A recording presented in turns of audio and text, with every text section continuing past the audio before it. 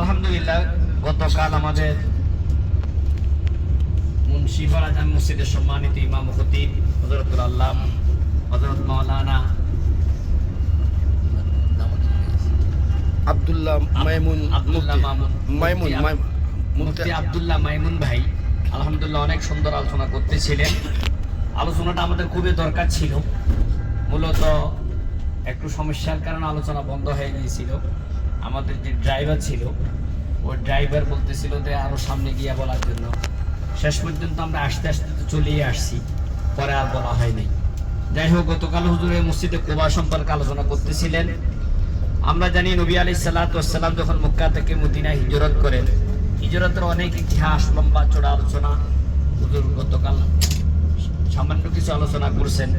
নবী আলাইহিস সালাতু ওয়াস সালাম সর্বপ্রথম এসে মসজিদে কুবাতে অবস্থান করছিলেন।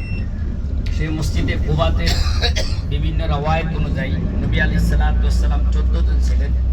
14 দিনের মধ্যে কোন কোন রওয়ায়াতের মধ্যে 7 দিনও আছে, কোন কোন রওয়ায়াতের মধ্যে 14 দিনও আছে। ম্যাক্সিমাম রওয়ায়াতের মধ্যে 14 দিনে পাওয়া যায়। তো নবী আলাইহিস সালাতু ওয়াস সালাম সেখানে অবস্থান করার পরে আল্লাহ নবী সরকার তো আলম মুহাম্মদ রাসূল সাল্লাল্লাহু আলাইহি ওয়াসাল্লাম বলেন, একটু আগে আমাদের মামুন আরবি ভাই বলছেন, যিনি নিজ গৃহ থেকে ওযু করে ওখানে গিয়া 2 রাকাত নামাজ আদায় করে, আল্লাহ সুবহানাহু ওয়া তাআলা তাকে একটা কবুল হওয়া উমরার সওয়াব দান করবেন। এখন দেখেন, আমরা তো উমরা করার জন্য আসছি, আসলে মূলত কার কি আমাল আল্লাহ তাআলার দরবারে কবুল হবে এটা আল্লাহ সবচেয়ে ভালো জানে। এই জিনিসগুলা দেখার মাধ্যমে ঈমান মজবুত হয়, ঈমানের ভিতরে দৃঢ়তা আসে, আমলের প্রতি দৃঢ়তা আসে। কারণ আমরা যে উমরা করতে আসছি, জানি না আমাদের উমরা আল্লাহ তাআলা কবুল করবে কিনা, সেটা আল্লাহ ভালো জানেন। কিন্তু নবী আলাইহিস সালাতু ওয়াস সালামের হাদিস যেহেতু আমরা বিশ্বাস করি, সে বিশ্বাসের অনুপাতেই আমরা যেহেতু মসজিদে কুবার মধ্যে নামাজ আদায় করব, আমাদের এতটুকু দৃঢ় বিশ্বাস আল্লাহ সুবহানাহু ওয়া তাআলা আমাদেরকে একটি উমরার সওয়াব আল্লাহ তাআলা রাসূল সাল্লাল্লাহু আলাইহি ওয়াসাল্লামের বর্ণনা অনুপাতে আমাদেরকে দান করবেন। অন্য এক রওয়ায়াতের মধ্যে আছে, প্রতিদিন সকালবেলায় ফজরের নামাজ আদায় করার পরে সেই মসজিদে মদিনা থেকে, মসজিদে নববী থেকে আমরা গিয়া যদি মসজিদে কুবাতে নামাজ আদায় করি, নবী আলাইহিস সালাতু ওয়াস সালাম বলছেন সেখানেও একটি উমরার সওয়াব আল্লাহ তাআলা আমাদেরকে দান করবেন। তো কত বড় সওয়াব এটা আল্লাহ রাসূল সাল্লাল্লাহু আলাইহি ওয়াসাল্লাম বর্ণনা করছেন। সেই বর্ণনা অনুপাতেই আমাদের মূলত আমালগুলা করা দরকার।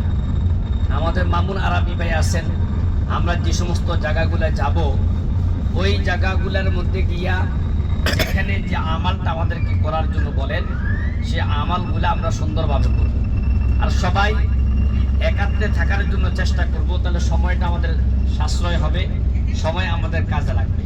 আর যদি বিলম্ব হয় তখন সময়টা কিন্তু আমাদের জন্য দেরি হয়ে যাবে, যার কারণে সবাই একাত্রিত থাকলে ভালো হয়। যাই হোক, আল্লাহ তাআলা কোরআনে কারীমের মধ্যে বলছেন, কুলসিরু ফিল আরদ। আমরা মক্কার মধ্যে যে সমস্ত দর্শনীয় জিনিসগুলো দেখছি, তার চাইতে অধিক জিনিস আছে মদিনাতে। কারণ নবী আলাইহিস সালাতু ওয়াস সালাম মক্কার 13 বছর জিন্দেগীর মধ্যে একটি জিহাদও কিন্তু সংগঠিত হয় নাই। নবী আলাইহিস সালাতু ওয়াস সালাম যখন মদিনায় আসছেন, এই মদিনায় আসার পর থেকে নিয়ে 10 বছর নবুয়তি জিন্দেগীর মধ্যে এখানে নবী আলাইহিস সালাতু ওয়াস সালাম যতগুলো যুদ্ধ জিহাদ ইত্যাদি সব কিছু সংগঠিত হয়েছে। এই জন্য এই বস্তুগুলা, এই দর্শনীয় স্থানগুলা আমরা যদি দেখি, আমাদের এতটুকু ঈমান মজবুত হবে যে নবী আলাইহিস সালাতু ওয়াস সালাম দ্বীনের জন্য, ইসলামের জন্য কি পরিমাণ কষ্ট নবী আলাইহিস সালাতু ওয়াস সালাম করছেন। আজকে ওনাদের কষ্টের মাধ্যমে, সাহাবাই কেরামের কষ্টের মাধ্যমে দ্বীন সারা বিশ্বের মধ্যে বিস্তৃত লাভ করছে, দ্বীন সারা বিশ্বের মধ্যে বিস্তার লাভ করছে, এবং সারা বিশ্বের থেকে মুসলমান আজকে মক্কা